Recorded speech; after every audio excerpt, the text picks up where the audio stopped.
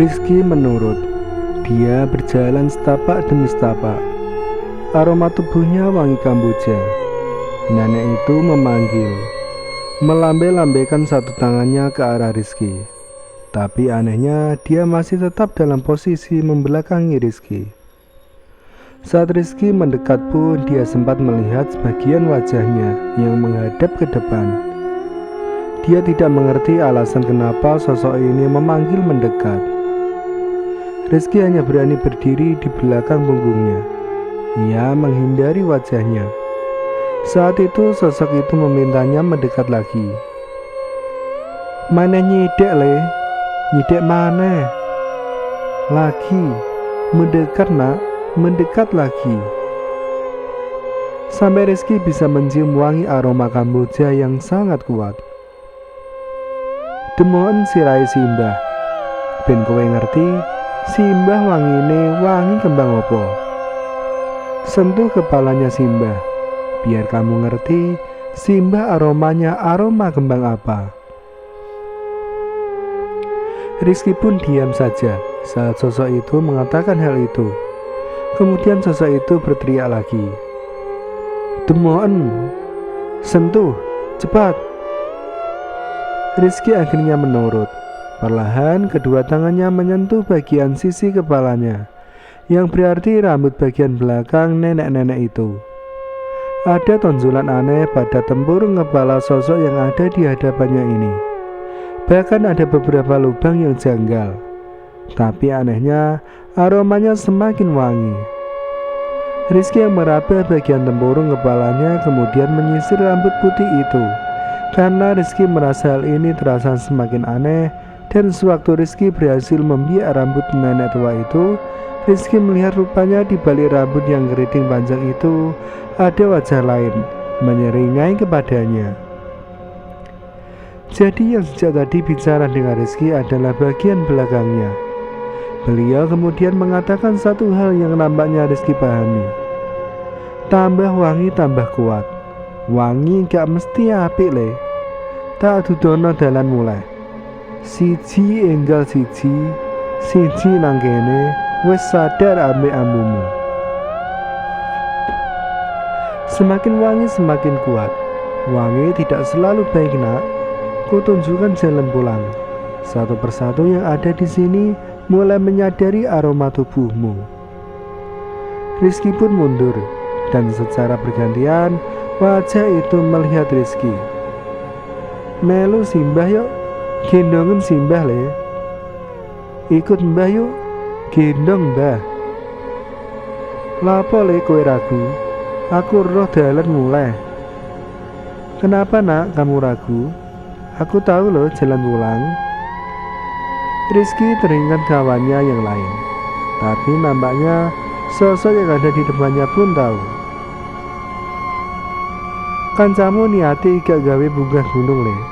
Niate golek sing mbok dhuwur. Wedok sing wis dibojo karo. Temanmu punya niat bukan untuk mendaki nak. Niatnya mencari yang ada di atas. Perempuan yang sudah diperistri oleh." Sosok itu tertawa semakin lebar. "Wes, mulai hai karo simbah. Dalane nang kono." "Sudah, ikut saja sama simbah. Jalannya ada di situ." Rizky melihat tempat berkabut. "Nek kowe ra gelem gak apa-apa le. Simbah mengelingno kowe. Kalau gak mau gak apa-apa nak. Simbah cuma mengingatkan kamu." Rizky berpikir sambil melihat jalan berkabut itu. Karena bingung, Rizky kemudian bersimpuh di hadapan sosok itu. Rizky berniat menggendongnya. Rizky pun menggandengnya. Tubuhnya tidak seberat yang Rizky awalnya pikirkan. Karena bagaimanapun Rizky sadar ada di dataran yang tidak seimbang. Tapi baru juga Rizky mengangkat tubuhnya, tepat di hadapannya Rizky melihat Lika yang menatapnya dengan wajah gelisah. "Kowe lha apa?" tanya Lika. Wajah Lika dipenuhi goresan luka. Bahkan kulitnya lebih pucat dari biasanya. Rambutnya yang diikat berkembang seolah menunjukkan kalau Lika sama berantakannya dengan kondisi Rizky saat ini.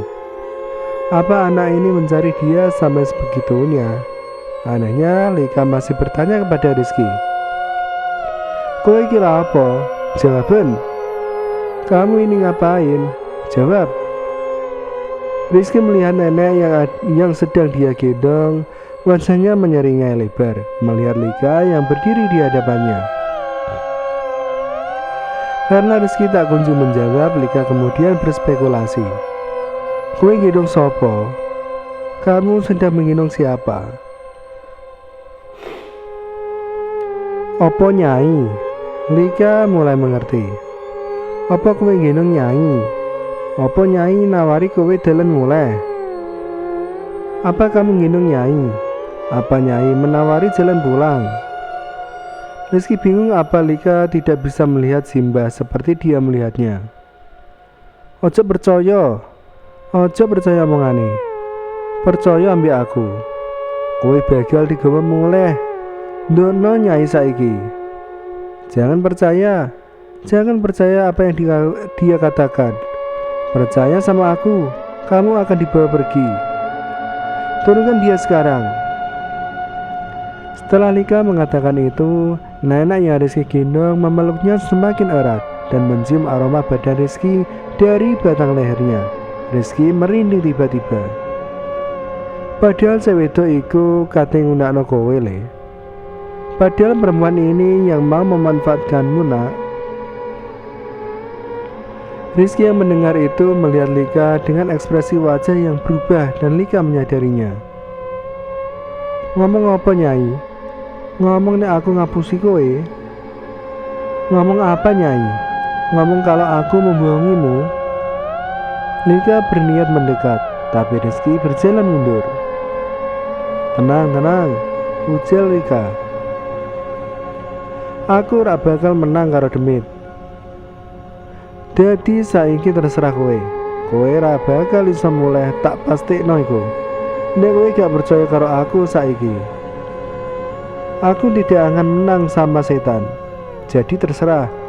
Kamu tidak akan pernah pulang kalau kamu gak percaya sama aku sekarang. Lika masih diam. Mendengar itu Rizky mulai goyah. Cah goblok.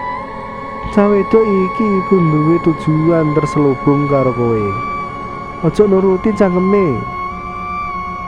Anak goblok. Anak perempuan ini punya maksud dan tujuan terselubung sama kamu. Jangan menuruti mulutnya yang manis itu.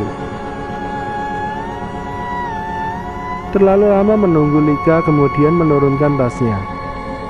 Nggih Nyai, jenengan menang. Monggo jenengan nggawa cah kuwi. Tapi Nyai, Bapak titip niki teng kula.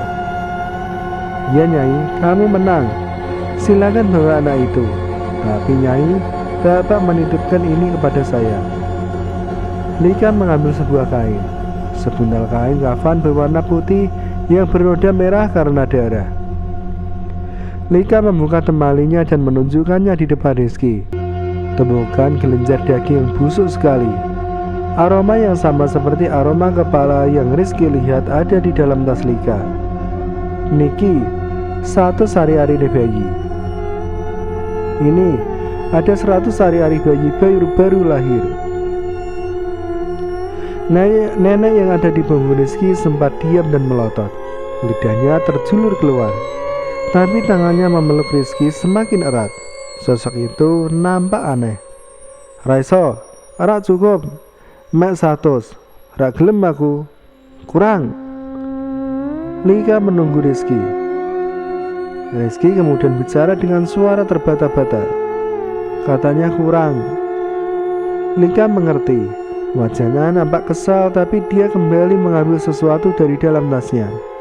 Rambut. Rambutku Nyai, piye jenengan purun, tapi ojo gawa Rizky.